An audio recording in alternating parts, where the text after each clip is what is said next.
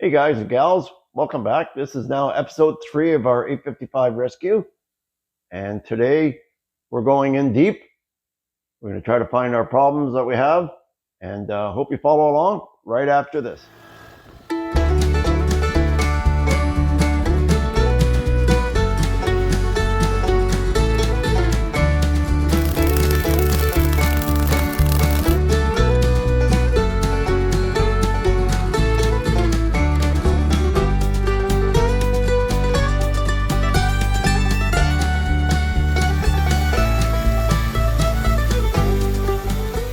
So if you watched our last episode, you saw that we got the tractor running, but the hydraulics were erratic and the engine wasn't running right and it wouldn't shut off. So today we're going to solve those two problems. And the first thing we're going to do, we're going to look at the fuel shutoff solenoid. This here is our shutoff solenoid. That's supposed to pull in when you start it. It's supposed to come out when you shut it off. It's not working properly. Now that's it's a two coils in that. One holds it in and one pulls it in. So the part that holds it in is working, but the part that pulls it in, that circuit is not working. So today we're going to troubleshoot that. So the pull-in solenoid, it's controlled by the starter, and it's actually controlled by a wire right there. There's a white wire right in here, and that's what controls it. And so to test that, we're going to take that wire off and energize it. So we'll do that right now. So what I did is I hooked my 12-volt jumper on there, on here.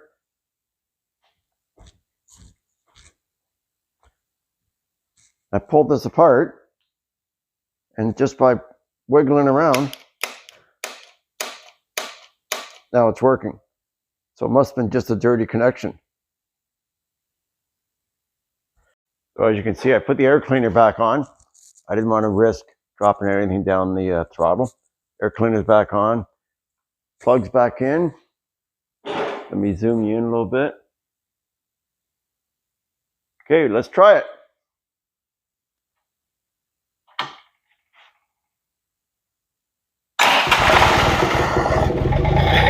Flip it.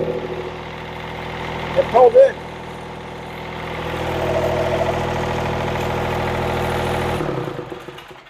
And that's it. So that was a free fix. All it was a bad connection. I like those kind of jobs.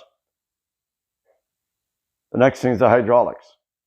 As far as the hydraulic issue we were having last time, the hydraulics were intermittent, they were erratic, they were stuttering, and I wrapped my head around it.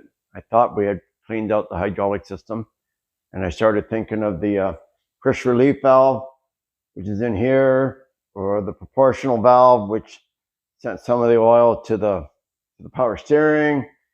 And I just thought about it, and I just said, well, let's just keep the simplest thing, and let's try flushing it out again.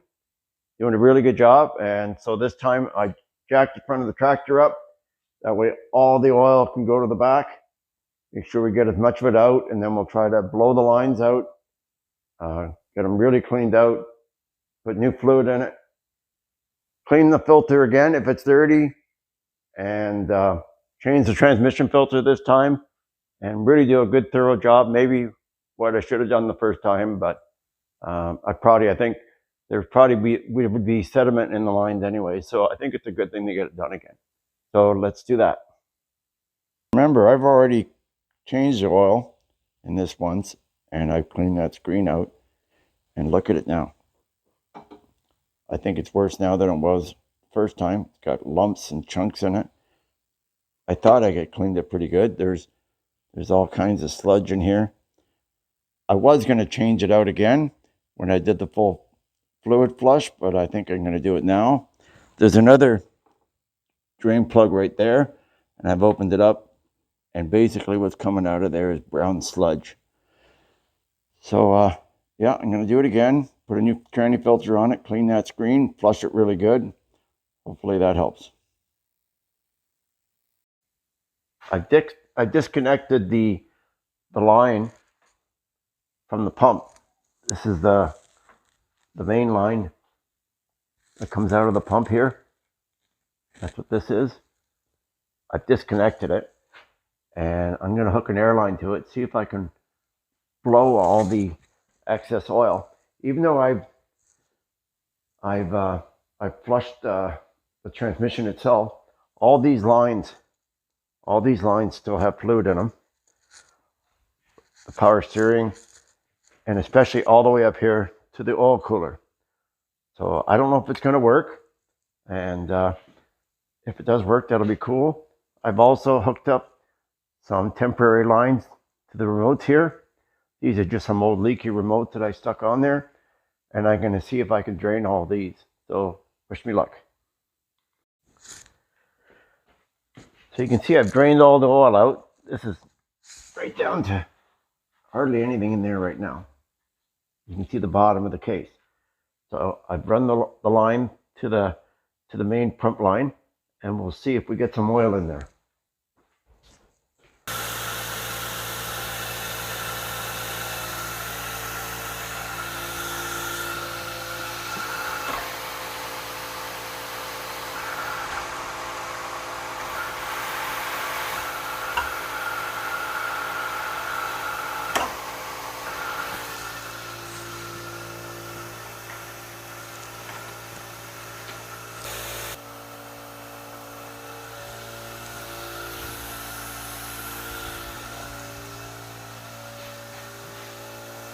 Now I'm running these through.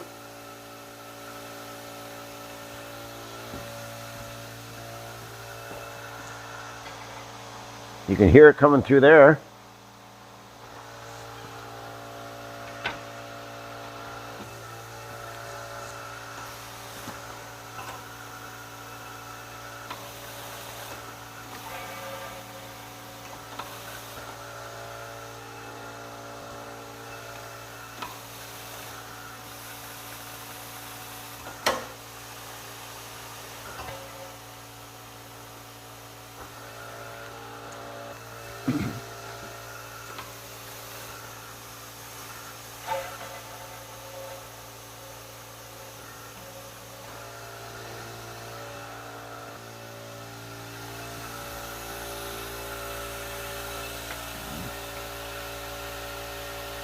Doesn't seem to be too much more coming out of here. So I think we've got everything we can out. Operated the steering. Okay, now you can see I've cleaned that all out. It's clean right down to the bottom. So we really can't get any cleaner. Actually, the stuff I just flushed didn't seem to be nearly as bad. But that's the best I can clean it. This is the same filter. Just wash it out. It's more of a screen. Now this system uses, even though the transmission and the hydraulic system use the same oil, they have two filters. They have that screen there, and that protects, there's a hydraulic pump right there. So this is the suction line for the hydraulic pump, and that screen protects the hydraulic pump. Now the transmission, it has another filter right down there. Okay, it's this one. There's the part number if you need it. So that's a spin-on filter, goes on right there, and that protects just the transmission pump. And the oil we're using, it's high guard, low viscosity, and that's what John Deere recommends, so that's what we're putting in. It's about $125 a 5-gallon jug, so every time you flush that system out, it's $100 or better. So hopefully this does it. A little bit of thread dope on here. That from leaking.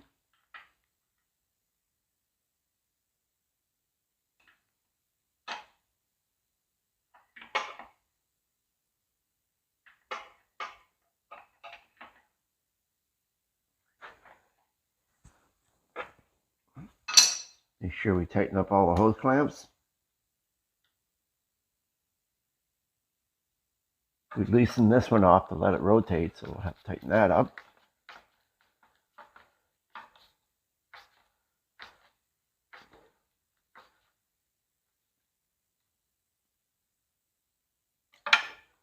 Check the others.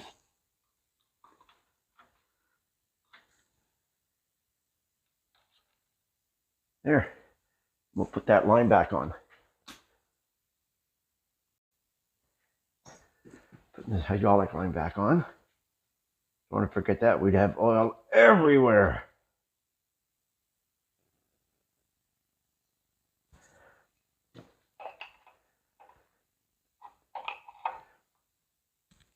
There.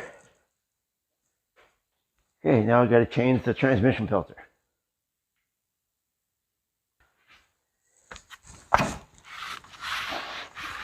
So here's a bit better view of that filter. That's the transmission filter. Here I got a new one. I've already oiled up the seal. I've already loosened this.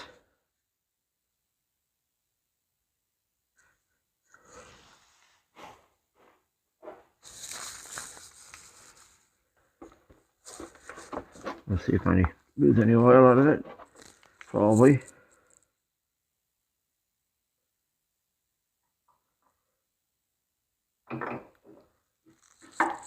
There's the old one. Let's give the mating surface a little bit of a wipe.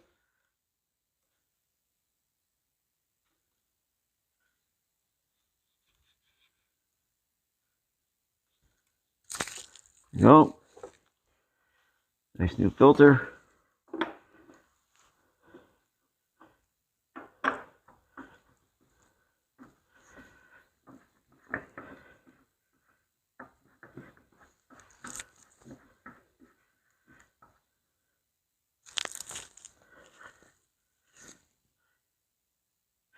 Says to turn it till it hits the surface and then 1/12 of a turn.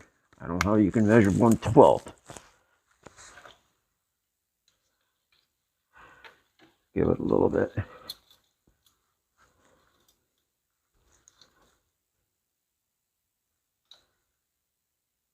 Close enough. Yeah.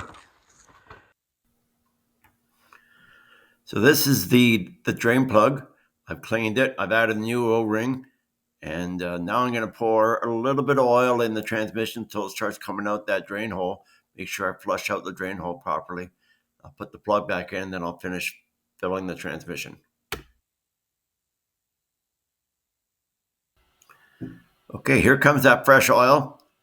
It's enough in there for now. I'm going to put the plug back in.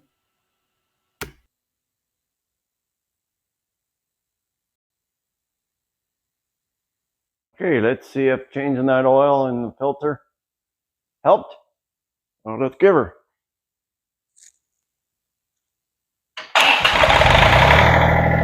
Starts great. Steering works great.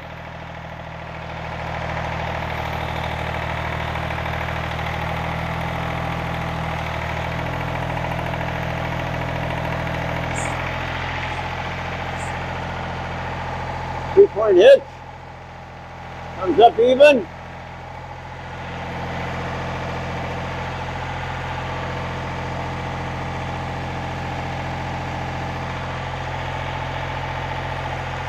Beautiful. I like it. One finger. No stuttering. All right, what next? So I know what some of you guys are thinking. Why bother to take the loader off, the backhoe off, take all the sheet metal off, the hood and everything? Well, it would have been very difficult to change the oil with the backhoe on. With the loader on, it made servicing a lot easier. I was able to move it around better. But it actually showed up a lot of issues that I'm glad and I want to be able to fix. I'll show you. One of the more obvious things was the wiring. Wires, 2 holes everywhere. None of the original plugs are used. Even the wires for the PTO have been cut. The only wires for the back here, the PTO, a few lights, and the seat switch. But it doesn't look like any of the original wires are used. They fished some wires down through there. It looks like back in the 70s when I wired my first 8-track. Like wires everywhere. Didn't know what I was doing. There's wires cut here. Wires fished in here, there. The ignition switch. The tractor runs whether it's on accessories or on regular run circuit. The light's a toggle switch that doesn't have the proper switch in there. And I don't think any of the lights work. So I'm going to do a good rewiring on it. When I took the loader off, I don't know if I would have noticed this. He's pretty loose. I don't know if I would have noticed it with the loader on, but good time to address that now. I think we're going to have to go through all the nuts and bolts. Like I showed you before, a couple of bolts are missing there. I got some of those on order. But I did do a little look on this one over here.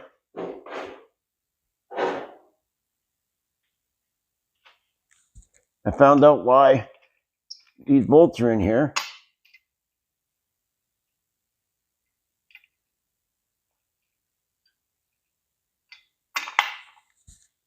That hole is all chewed. Doesn't have the battery for the flashlight there. Now you can see there's no way those holes would take any of those lug bolts anymore. So obviously the same thing that happened to the wheel on the other side, they came loose. They didn't notice it and it just chewed all the holes up. I've had the same issue with my 755 and I have to keep checking them, so this must be a common issue. But I'm going to have to try to find a good used wheel. This is cracked several places. And when you're using all that weight from the loader, I don't know if this is safe. So if anybody's got a used wheel for one of these they want to sell, let me know. I think they're 12 by 7, 5 lug. So yeah, it'd be really appreciated. And this here is the sheet metal. This is the sheet metal that goes up here. I don't know why. Somebody's been chewing on it. I don't know why. Threw some bubble gum on it. I don't know what's going on there. Somebody's cut that. Probably something to do with when they replaced that hose. It was a metal line. So I want to fix that up. And there is definitely a rust issue with these fenders. These are pretty rusty. I think I'll make up some new supports, clean all those up, and you know, might as well make this baby last a while. This one also, pretty rusty in there. So we'll see if we can fix that. Okay, so this is what we started with. Not much. Pretty well rusty. Up there is all rusty. And there. So by the time I cut it all out, cleaned it up, down here I ended up having to add a patch because there was nothing left back there, and a few other little small holes I had to weld up. But I wire brushed it and flat wheeled it, cleaned it up a little bit more before we put it all together and weld the pieces back in. So this piece wasn't much left. I tried to save it, but it just crumbled apart. So this here was the part that went over here. Actually went like that. That held the tail light. This piece held the headlight. So I made up some new pieces. This will go over here, and it'll be joined with that, so that'll all get welded in there. And I made this. I started out, took some heavy gauge, took it to a friend's shop, and we bent it in pretty close to the right shape. And lots of playing around. I made this. It bolts in here, basically like that. So it's not super pretty, but it's definitely stronger than what was there. I'll show you on this next one how I make it. Hopefully I can do a little prettier job. I'm not trying to do a real cosmetic restoration. I just want to make this thing last. Trying to do more of a preservation. So once this is all welded up, we'll paint everything, and it'll make it look a little bit better, but mostly it'll just make it last. These are bolts that came out of the loader frame. I showed you where it was so loose. They were very worn down. Obviously been loose for quite a while. Got new bolts there, so that'll solve that. So we're moving quite along with the wiring. The tractor came with the CD for the shop manual, and I was able to print off the wiring diagram. So that really helped, and with my meter.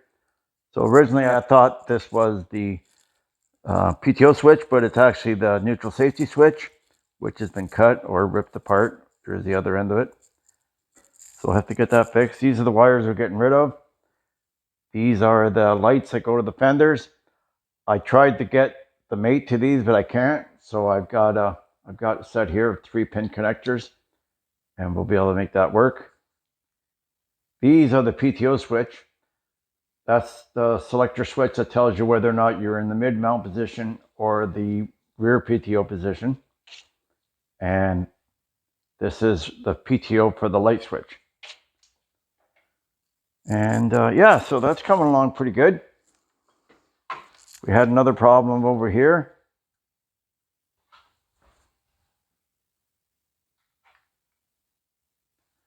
The tractor would run in either accessory or run mode. And this here is the wire for the fuel pump, and it was on the accessory side. So now I've got it over to the ignition side, so that works fine now. These wires here are where the PTO has been bypassed. So we'll fix that up once we get the switches wired in over there. This here is the headlight switch. It's got a burnt connector. All the wires that I've checked all run back. So I've got new connectors for here. Put new pins in it, and I got a new switch on order. Taking a while. It'll be here next week. And once we finish all that, that should be it for the wiring. Let me just show you how I did my testing with the meter and how I found out that this was a neutral switch and not the PTO switch. So I'll just run through this one. It'll be boring to run through them all, but it's basically the same process. So I have my multimeter set on the ohms rating. And right now I have both leads touching it, and the neutral switch shows that it has full continuity. That means the tractor will start. If I press on any of the pedals, I lose my continuity. And that way it won't start if one of the pedals is depressed. So that's the same process I use for everything. That's how I tested the seat switch to the PTO, the fender lights to the light switch. This is how I tested everything. Pretty simple, straightforward. It just takes a bit of time, but this is how we got it done. Hey guys, I think we're going to end this episode here. We actually got a lot done. We got the tractor running right. We got the hydraulics working. I apologize if it was a little tedious watching that transmission fluid change again, but I'm glad we did it. Definitely got out all the nasties that was in there, and the hydraulics work properly now. We've also, since then, we've gone through the wiring, and I've got all I need for the wiring, except for the light switch. Will come in a couple days. Pretty amazing the fact that our dealer is only 5 minutes away, but even simple things like a couple of bolts or lug bolts, have to order everything in. They don't have anything in stock. So anyways, the light switch is supposed to be in a couple days. I've got a whole box of connectors here now. So any connecting we can do it properly. And I've already got my rust repair pieces made. So hopefully in the next episode, we'll try to get this wiring knocked out, and we'll get the fenders back together, and maybe we can start doing a little bit more of a rattle can restoration and make it a little pretty. So thanks again for following. This is episode 3. So hope you stay around for episode 4 and the remainders. Try to make it interesting. So I've made an 855 rescue playlist. So if you haven't watched the first 2, make sure you click on that and watch the first two. And otherwise, if you haven't subscribed already, please do it. And we'll catch you next time. Thanks.